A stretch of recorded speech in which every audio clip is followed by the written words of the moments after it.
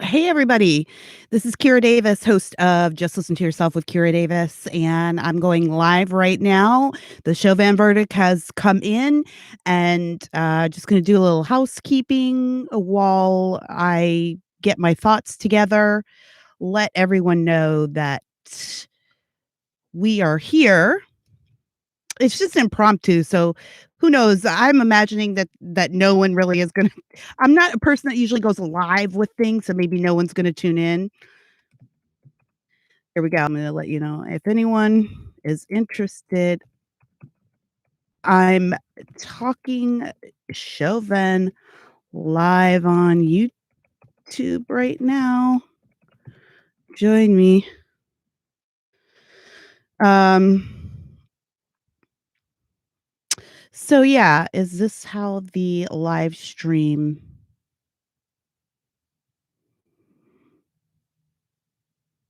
here we go.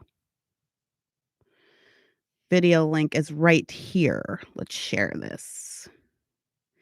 Edit. And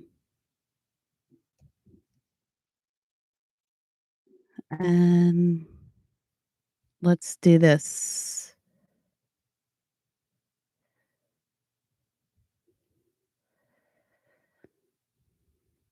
I'm gonna delete this. It's hard to get a live stream together before everything is scheduled because you have to wait for the live stream to publish the link.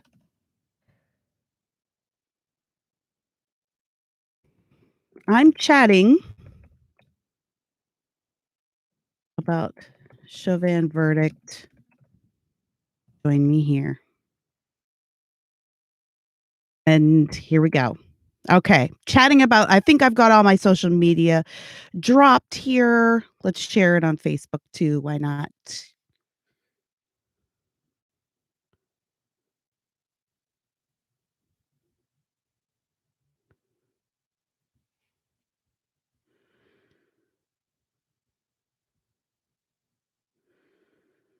Okay.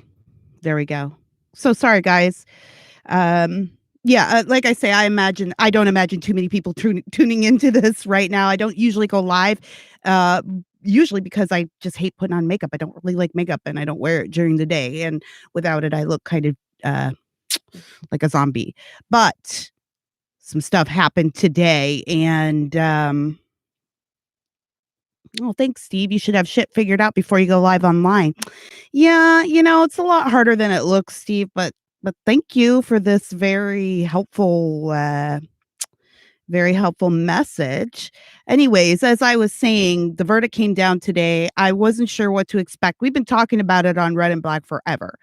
And one of the things that we said last week on Red and Black, which is a show you can find right here on YouTube, is you never know what a jury's going to do. To my mind, there was no way to really convict on a murder charge, second-degree murder or third degree. We all felt confident that a manslaughter charge would be coming. So but I wasn't surprised to see a guilty on all three, especially considering that the president of the United States came out today and said, basically that he hoped that justice would prevail and this man would be convicted of murder. And even the mayor of Minneapolis came out and said that. And a lot of politicians have. And I'm sure that cannot be helpful for justice. Just today, we were just excoriating a reporter on Twitter who dared to run a story on the jury and bios on the jury, which I have a couple friends who are lawyers and they say that is a huge no-no. When you're in the courtroom, you don't release that kind of information. It's a huge no-no to talk like that. So there was just all kinds of extenuating factors here in this verdict. And everything that I saw, including the fact that national politicians have weighed in on this, including the president of the United States before the verdict was held, before the verdict was given. To my mind, that is a good case for appeals. I don't know much about the law. I'm not a criminal attorney, but I do know that there is a lot for this man to appeal on, and I don't know that he got his due process. And I know among the punditry class, that actually is not the most popular point of view, not on the left, but especially not on the right. And I think a lot of Black conservatives might disagree with me. I know my brothers on Red and Black will probably disagree with this, but I think that there was a lot going on here and a lot of external pressures, and I think there is a good case to be made that this man didn't get his due process, which is very difficult to get in a high profile case like this, and it certainly doesn't help when the president again chimes in like this. But I guess the question here isn't, did Chauvin deserve some kind of punishment? It is my belief that he overextended his power. It is my belief that if George Floyd were white, that he probably still would be alive, or at least have walked away from that incident alive, who can tell where people's lives take them. It is my belief that this guy was a cop who probably was one of those guys who overextended his power, who maybe took much too much pride in the power that he had to wield, or maybe he was just put off by the job. Maybe he just was tired of the job and was one of those guys that just got callous. And I know there was a case in and I can't remember where it was now, but there's a famous 911 call where the it was the case where that guy, like, burned down the house with his kids in it, and there's a social worker outside, and she's calling 911, and she's going, "You need to send somebody here. I'm supposed to come take the kids for him," and he's taking the kids inside the house and locked the door. And the 911 call was the operator was so dismissive, and she just was kinda like, "Well, I don't see what you want me to do, does he have a weapon? Has he threatened the kids? Like, I don't see what you want me to do." She refused to send help, and in fact really just talked down to the social worker who was desperate, who was saying, "No, this is a dangerous situation." And in the end, of course, the man ended up killing himself and his 3 boys. And that 911 operator actually went on to form a training program that helped 911 operators deal with what they called empathy fatigue. And maybe this is what Chauvin had, empathy fatigue. I don't know. But I think the question here is, where do we go from here? What do things look like from here? And for me, this is a hard question to answer, because I feel like I have 2 ways to look at this. I'm a Black mother, a member of the Black community, raising a Black son, married to a Black man. Like, these are issues that do affect us. And I've always said on my show, Just Listen to Yourself, I've always said it's really important to make sure that you try to empathize in the situation for both sides. Whenever we talk about police brutality, especially on shows like Red and Black or my show, Just Listen to Yourself, a lot of times I'll talk about our experiences in our family with it and with being pulled over, and every Black person has a story about driving while Black. And a lot of white conservatives feel compelled to dismiss that experience and to say, "Well, that happened to me too," or "That happens to everybody," or "Hey, we have the talk too." And I understand that you don't wanna feel excluded from the conversation, but the flip side of that is to understand that what you're telling me is that I'm either lying about what we've experienced, or I'm exaggerating it, or just too stupid to know what I've experienced or what we've experienced. And we don't wanna do that. I always say, if people are mad about something for a long time, maybe it's because they have something to be mad about. So maybe it is worth at least looking at from the point of view of, there might be some things here that I don't know. And the other side of the story is, if we uh if we allow every encounter between a police officer and a Black American to become racism, to be motivated by racism, if that's the narrative we go with for every encounter, we're kind of screwed. We're kind of screwing the future of law enforcement. And that also concerns me. I actually feel really concerned about the protections that law enforcement officers have when they're dealing with a violent public, and what that means for them, and what that means for the future of recruitment. It really is a lot of times a thankless job. And I don't mean to diminish when I say we need to consider that there are other points of view here. I don't mean to diminish the stress and the minute to minute decisions that a police officer has to make in the simplest of situations. We might say a police officer doesn't need a gun to pull over somebody for a traffic stop, but anybody who has anything to do with law enforcement knows those situations can pop off in a heartbeat. So police need protections too, especially when you consider that we live in cancel culture mob times where the slightest infraction can get you not just canceled from social media, but kind of thrown out of life. Doxed, people go to your house and try to hunt you down to get a statement or to make a statement. I mean, the left wing is showing up at folks' houses. It's such a weird and dangerous time. I feel very sensitive about the idea that we're going to leave police out there without any protections, knowing that they go through a lot in a day. This situation this situation to me is so complicated, and it deserves more than a social media discussion, and like with most discussions about race these days, I'm not sure that people are able to have an honest discussion about it because it requires so much. It requires so much extra thought. It's not just about it's not just about racism.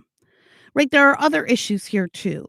For Black people, we have to answer questions like what's going on in our communities that make it easier for the police to come in and profile us or treat us poorly or assume that young Black men are dangerous. How do we add to that perception by what we allow to go on in our communities? Sometimes things go on in our communities that are influenced by government, that are influenced by an oppressive system, but also a lot of times things go on in our communities that are our choices as human beings, as residents of our communities.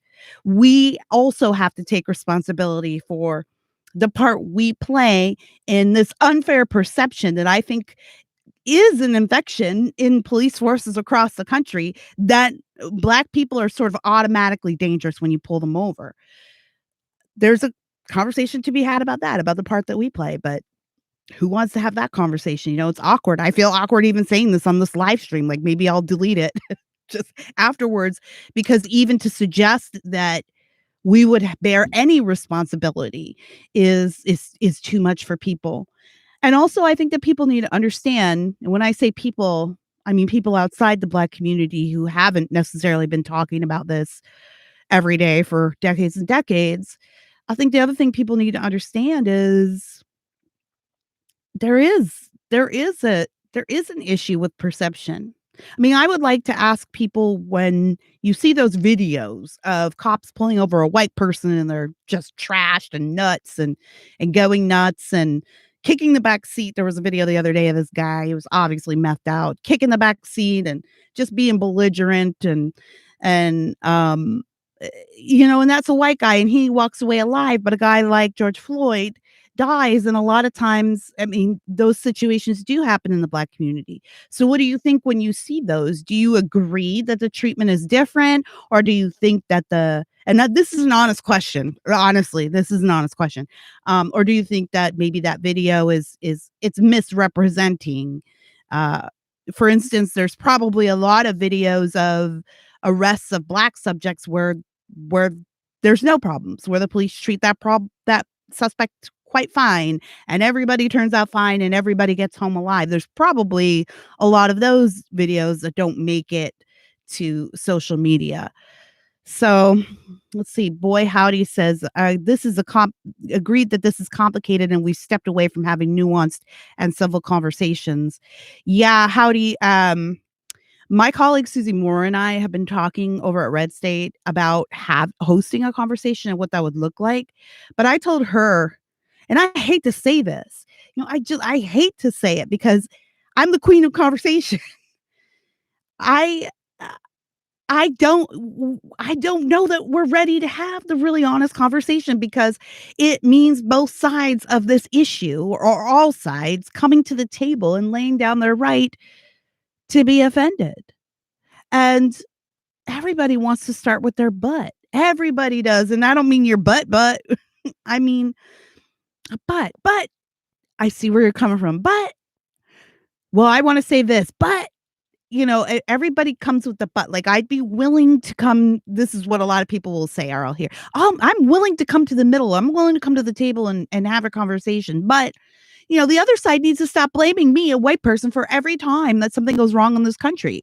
You need to stop making me the subject of all blame and all racism. I'm just an American citizen like you.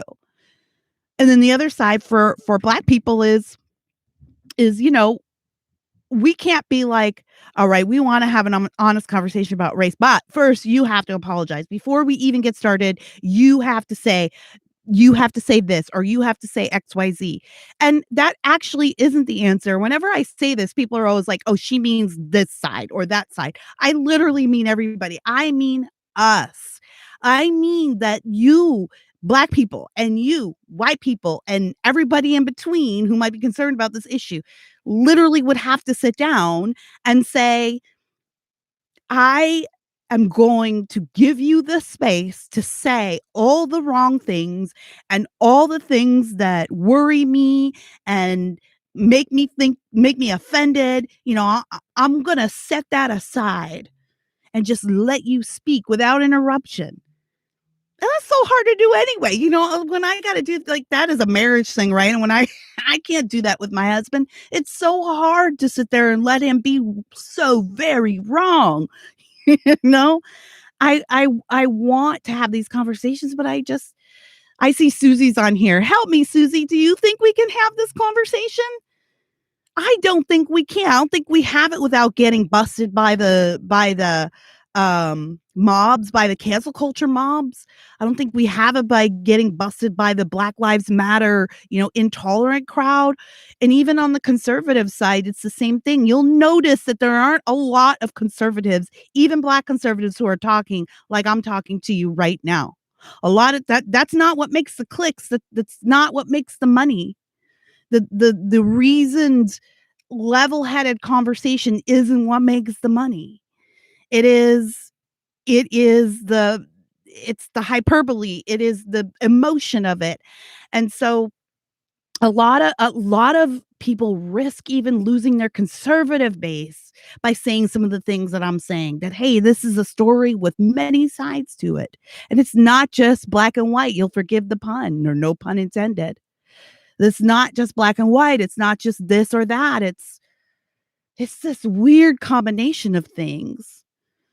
Susie says a conversation without preconditions. Yeah, a conversation without preconditions. And how do you? Yeah, wouldn't you have to? Like, would you have to carefully select that audience, or would you just let anybody in? Would you have to carefully select the participants, or would this be all audience participation? Like, there's some people on the conservative side, like some pundits, I absolutely would not invite to that conversation. They wouldn't be helpful. It would turn into a red meat session. Some of them are my friends even.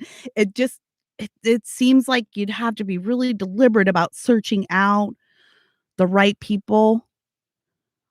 Juan Yo says it takes a level of humility and desperation to get beyond the politicizing and have an honest dialogue. Yeah. Rowan, Ginger, start with you two and go from there. Yeah, I kind of thought that too, Susie. Susie says we have to try.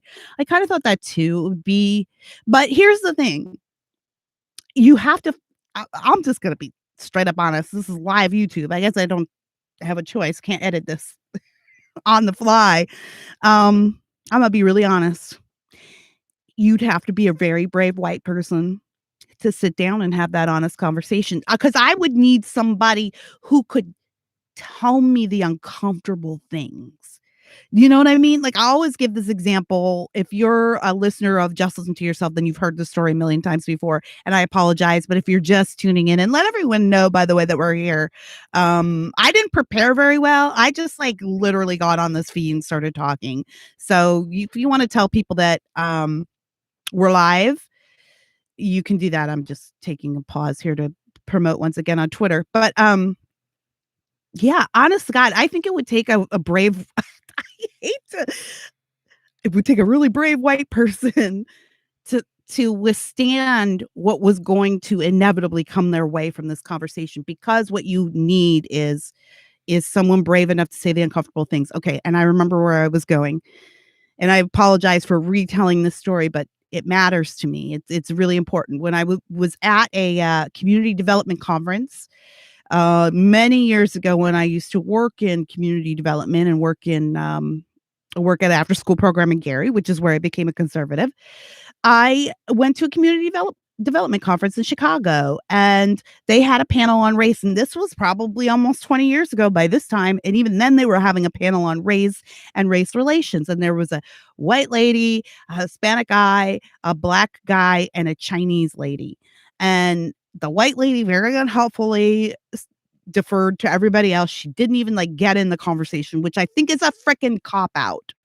That's a cop out. If you're not brave enough to say the things, then don't get up there on that stage, because it wasn't helpful. Then there was no issue to solve or to debate.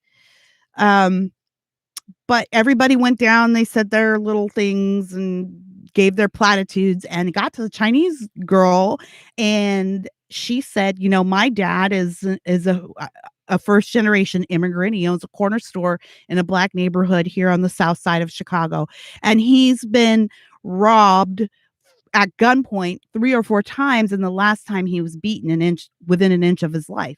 And not every time the perpetrators were black. I mean, they're in a black neighborhood. And she's like, "Well, my father hates black people. He hates them."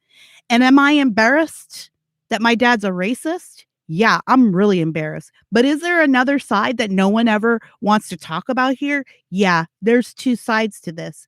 And it's the side of, how do you rein in your perceptions of people when you are constantly the subject of abuse by said people? How do you rein those in and separate a criminal element from just everyday people? Well, people were so offended by that, and she was basically booed into submission. People even got up and left. They did not want to hear the rest of what she had to say. And at the time, I was a liberal, and I very much agreed with everybody else. "Oh, you racist so and so, how dare you?" But I guess God knows, where we're going, and I never forgot it. I always remembered it. I always remember being struck by how raw that comment was. And she she was just being totally honest. And at least there's another side here to think about. That's what you would have to do. You'd have to get a white person who would be able to say, or a Chinese person, or whoever is your partner that you're talking with, someone who would be at least courageous enough to say, "Here are my prejudices," or "Here are the things that I believe that may be false. I don't know. But this is what I see when I hear black people complaining about systemic racism or police violence or brutality or criminal justice reform or whatever." You'd have to have someone brave enough to say that and withstand the inevitable calls for their cancellation. That takes a unique amount, I think, of courage, more so even than someone like me. I'm not worrying about that, you know? And it's not fair. I'm sorry. It's like that. If I had a magic wand, I'd change it. You guys know I would. Kelsey said, "I thought you and your red and black team did a good job of starting this conversation on the last episode. Maybe add in a few more viewpoints." Yeah. And I think this week, Kelsey, we're gonna do talk more about solutions, because I want to hear what the guys have to say. I'll be honest with you guys. I don't have many solutions.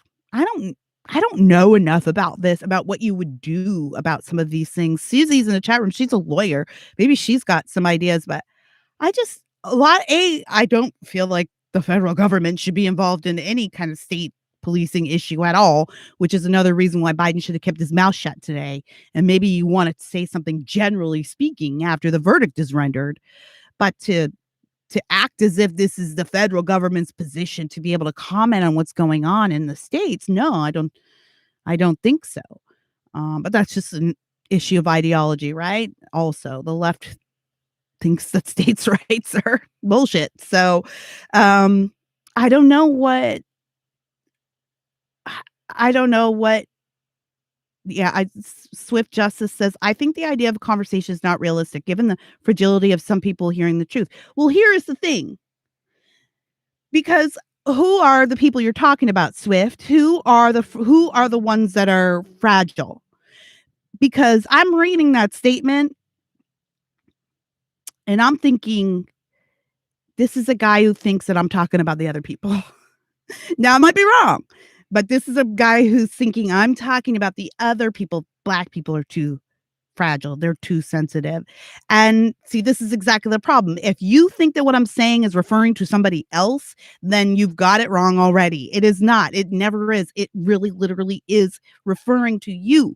You are the only person you can control. And everybody thinks that the other side is more fragile. You know, somebody wrote a whole book about it. It's called White Fragility. It's the worst thing I've ever read in my life, but it's a best-selling book. This woman gets paid millions of dollars a year to go around and tell everybody about racism and what you can't do about it. It's the most hopeless thing I've ever heard. But yeah, I read something like that, and yeah, I think to me this is somebody who thinks that it's the other side that is too fragile. Excuse me, and I think I mean everybody, but I don't know what other reforms you make. I'm loath to take protections away from police officers.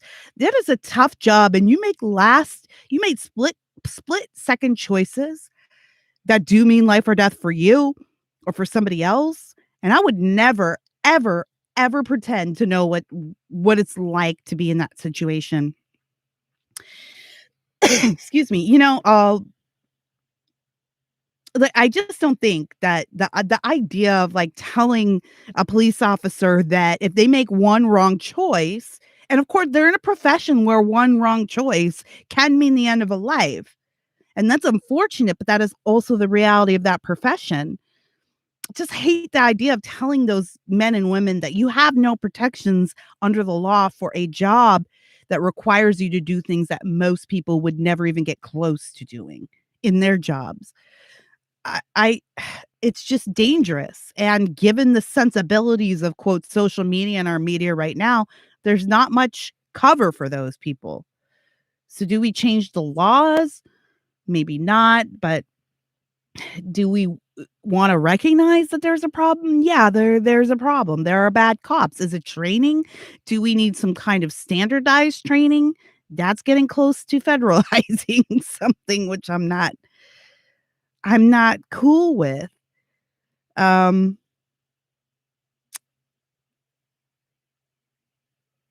let's see here. I'm just reading the Becca Lower. Hey Becca, Biden isn't helping, but that's no surprise. Frosta says, "My sister was attacked by 4 black men, and there is no changing her mind ever." I That is a tough thing to say out loud, isn't it? And that is a tough thing to hear as a mom of a black man. Ugh, a man. Yeah, next week he turns 19. That's a tough thing to hear. But that is exactly the kind of thing that I'm saying needs to be said out loud in a place where there's no judgment. Like, this is hard. I have these prejudices. I have had these experiences. They make me leery. They make me wary, and that's your survival instinct kicking in. And it would be that way for anyone, if I had experienced extreme trauma at the hands of white men for quite a while, or something very extreme like a violent incident, yeah, I'd be looking at white men differently. Sure. And we had a dog that was racist once. I swear. We had a I had we fought we're foster doggers. We foster, rescue dogs, and we had one dog, her name was Sybil, and she was gorgeous, a Louisiana Catahoula. Beautiful. Beautiful dog, a leopard spot. Oh, gorgeous.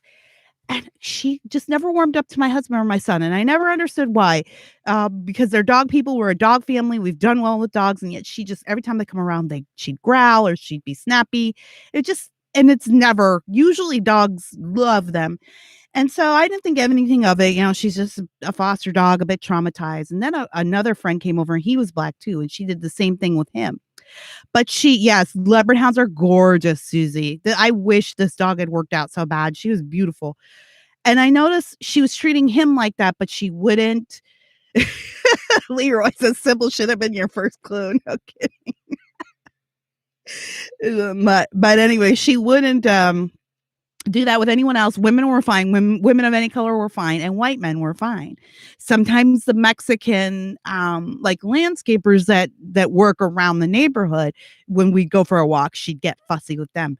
And so one day we ended up having to send her back to the rescue because unfortunately she bit my daughter on the hand. She had some food aggression, and my daughter was very little at the time, so we had to send her back. But when I called for them to pick her up, I said, I know this sounds crazy, but I think the dog is racist. And they go, oh, yeah, we weren't sure, but, we did notice, like, she's fine with older white men and younger white men, but, like, any man that has, like, a darker tint to his skin at all, from Hispanic to all the way black, yeah, we noticed, but we weren't sure. I mean, thank you for making us the experiment, by the way, making the Davis family the experiment with your dog, with your racist dog. But the dog but what they said was, we found the dog in a backyard, starved, tied to a pole. They used to throw food at it, like just out of its reach to torture it. And they did all kinds of horrible things to the dog. And the dog and the owners were, I won't say what race they were, but the owners were not white. They were of a brown persuasion. And they said, and yeah, sometimes dogs react to that trauma, and not to compare anybody in this situation to a dog. All I'm saying is we all carry trauma, right? And it can affect how we look at each other. And Black people carry the same trauma for white people.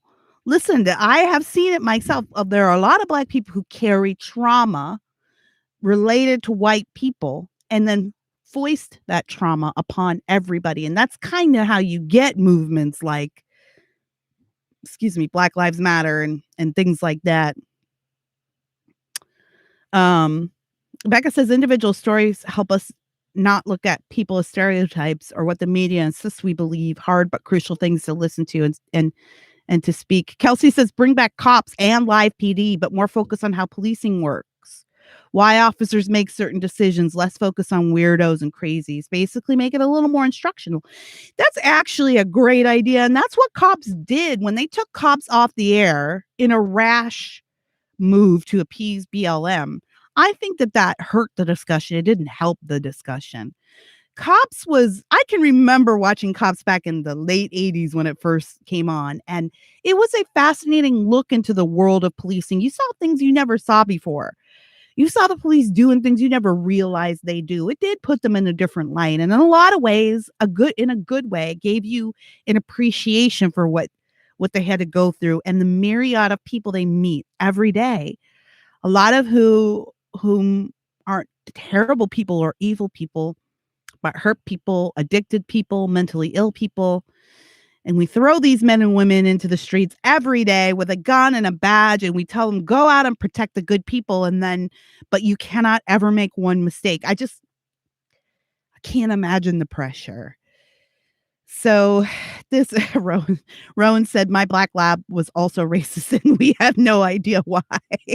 King of the Hill had a episode about a racist dog. Oh, okay. I didn't know. I don't watch King of the Hill very much, but people quote it a lot. Maybe I just started watching Westworld. Anyways, I guess I've gone on long enough. This is 30 minutes or more. I don't know. What do you guys think? Swift says the problem isn't the police, it's the communities they're policing. Well, in the interest of taking my own advice and letting you have the space to say something like that, I think that is a bit more declarative than is true. And it's what I said at the top of this thing, and I say it on my show all the time. There are two sides to this. It isn't necessarily that police are just horrible people. They're all racist and racism just pervades the police department and they can't wait to get out there and kill black people. It's not that. But then there is this other side of like, what do we project? Like, I do believe Black people and white people get treated differently by the police. I cannot say that I wouldn't do the same as a police officer. And I'm just being honest with you. I cannot say that I wouldn't. I'll tell this story before I pack it in. But back in Gary, again, this is a problem that's always been going on decades and decades, that we were having an issue with police violence in the community, and a lot of people were angry, and we're writing letters to the editor. This was kind of before the internet era, and a police officer wrote in who's from the suburban area. He's from outside of Gary, where I think all of our cops were from outside of Gary. And he wrote in and he said, look, I think he was Hispanic, if that makes a difference. But he said, look, I know the hurt and the pain that's being expressed here, and I'm sorry for that. And there are certainly bad cops on the force. We all know who they are, and we hate it too. He said, but the flip side of this is it is hard sometimes to empathize with the community. When I come into your community every day and I see the worst of you, I see the worst of the worst. I'm not getting called to calls for, taking cats out of trees. I'm taking phone calls where, crack addicts have killed their grandmothers, and child abuse and gang violence. And I see the worst of the community every time I go in. And it's really hard not to let that affect how I look at the larger population of Black people. Does that make me a racist? I don't know, but that's where I'm at. And he was excoriated for that letter, of course, but that was a little piece of honesty. So I don't blame cops for going into certain communities and all you see is the negativity. You don't get called to the good calls. You don't get called. There's so many good people in Gary, Indiana. There's 75,000 people in the city, and maybe about 0.5% of them are complete maniac morons. And the rest are good people just trying to live their lives. But that's not the people who are calling you to their homes just to thank you for their service. If all you see is the negative, it's hard not to realize that it's hard not to let that perception affect how you look at other people. And I do think that this is a serious leg of dealing with police violence. I don't know how you deal with that. Training? Who's going to do the training? The diversity training experts on the left? I mean, it terrifies me to think of them getting a hold of the police department. But at the same time, there's a discussion to be had about a larger perception. Swift says whites are killed more by police while Blacks are often lumped in with previous offenses. Whites are killed more by police. People quote this a lot, but there are also more white people than Black people. So I guess it will be like per capita. If all you see is a negative, you can't blame the person who makes the assumption. There should never be a fear with painting with a broad brush. Oh, well, no, I definitely don't think we should ever paint with a broad brush. And that's gospel, right? That's just gospel. That's what God asks us to do. And that's not even what our country is based on. We are based on rugged individualism, about the idea of giving everybody their due process, not judging people as a group, but letting their individualism stand. Now, I don't even think that's a very conservative position at all. That's a liberal position, really, to paint everybody with a broad brush. But at the same time, I do think that there's room for tolerance for people who have had trauma and do judge people through that lens. Again, these are just such nuanced conversations. And I don't know. I'm just happy there's even some people here talking about it. At least some people want to talk about it. I don't know, Suze. Maybe we'll get to do this. I bet we'd have to do it independently of Red State. I can't imagine our corporate overlords letting us have this raw and honest conversation. Swift says stereotypes exist for a reason. We've survived this far by making judgments. It's an aspect of sociology that's necessary. Oh, sure. Stereotypes. Yeah, some stereotypes are stereotypes because they're true, but a stereotype or a judgment is a lot different than painting everyone with a broad brush. So yeah, I would blame a police officer. For instance, me and my family are middle class, and none of us has ever been in legal trouble except my husband has said that he did get arrested once in Chicago for peeing in an alley when he was out with friends one night. Yeah, they were he now none of his friends got arrested. But the only black man in the group got arrested and taken to jail, um thrown in jail for public, I don't know, whatever. so so that's it. But we're middle class black Americans. We've never been in trouble with the law at all. We're great supporters of law enforcement, and we contribute to our community and always have, no matter where we've lived, be it the inner city in Gary or here in the suburbs of Orange County. I would be very offended if the police painted and have painted my husband and son with that broad brush you're talking about. We don't deserve that. We haven't done anything wrong. Why does my husband not get the benefit of the doubt when he's pulled over for the sake of this broad brush? So no, I can't go with what you're saying. I think I get where you're coming from. I sense that maybe you're trying to maybe make a broader point, which I'm not going to agree with, which is this is black people's fault.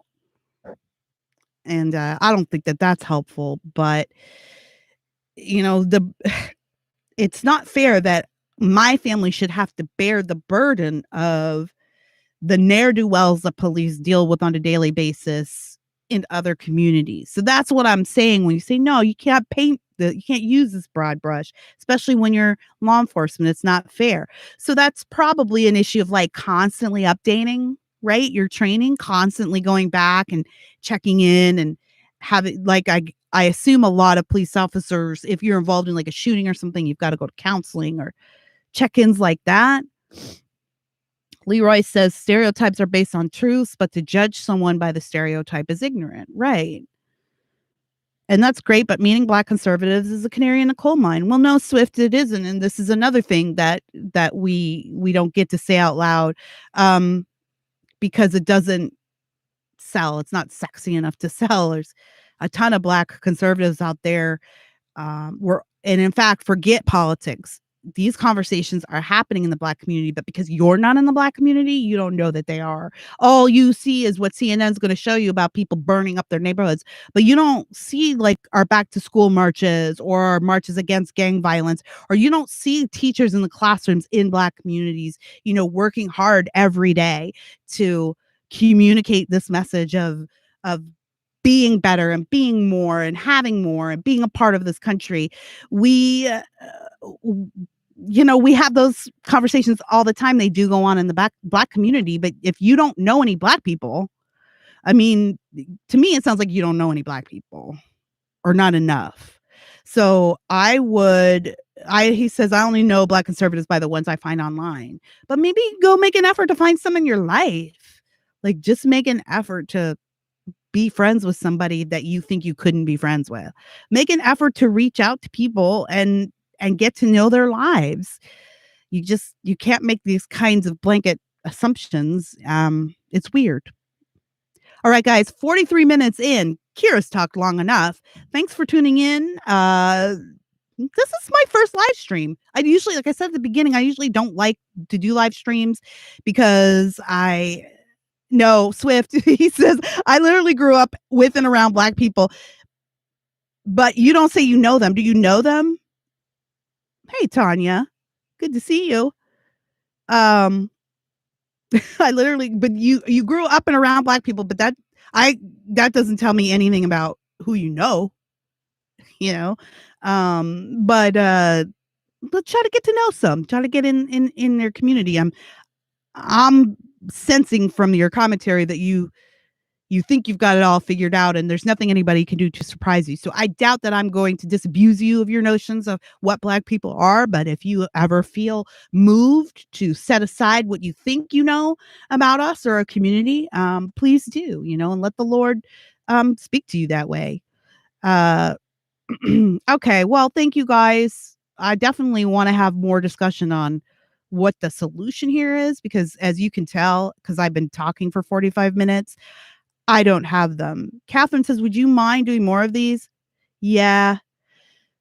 And I do some on locals, so do subscribe to locals, guys, like, because I'll do private ones. In fact, I'm gonna set up a Zoom on locals to do a actual conversation with my subscribers to get their feelings on this. I'm probably gonna see if I can do it tomorrow or Thursday. We'll see. Time's running out already. Um, and I'm gonna like I want to talk to people though. I don't want to just talk at you. I'd love to have a conversation and really dig into this some more. So, Catherine, I thank you for your advice. I'll definitely do more of these, but come on over to locals if you're not there. It's davisnation.locals.com. Sign up, and you can already get bonus commentary over there as well. I've got videos and bonus JLTYs and more coming. Life gets busy, but more of that. But we have great conversations over there as well. And we do dig into kind of some of this stuff, and people do admit hard things over there. And it's a safe space. It's subscriber only, so no one weird is going to like be taking down your information. And it's like I hate that on Facebook when I hate Facebook's creepy feature where you make a comment and then all your friends can see it. It's so creepy. Anyways, we don't have that BS on local. So join us over there. We'll definitely be having more conversations over there. And then I'll try to do some more of these live streams and see how y'all feel about that. And then Red State, I believe Susie said Red State's having a VIP discussion tonight. wanted I stopped to see if they needed my help, but you know what? They did not need me because they have other brilliant commentators over there, including my colleague Jennifer Oliver O'Connell, who's a great writer. So go over and check out the Red State VIP. Use my code Kira. That's how you're going to get to see it. You got to buy a VIP subscription, but you use my code Kira, Kira, and you get 25% discount if you want to check that out. And I'll be writing and talking about this more as the days go on. So thanks you guys for being open to this, and keep talking even to the weirdos. Let the weirdos talk too.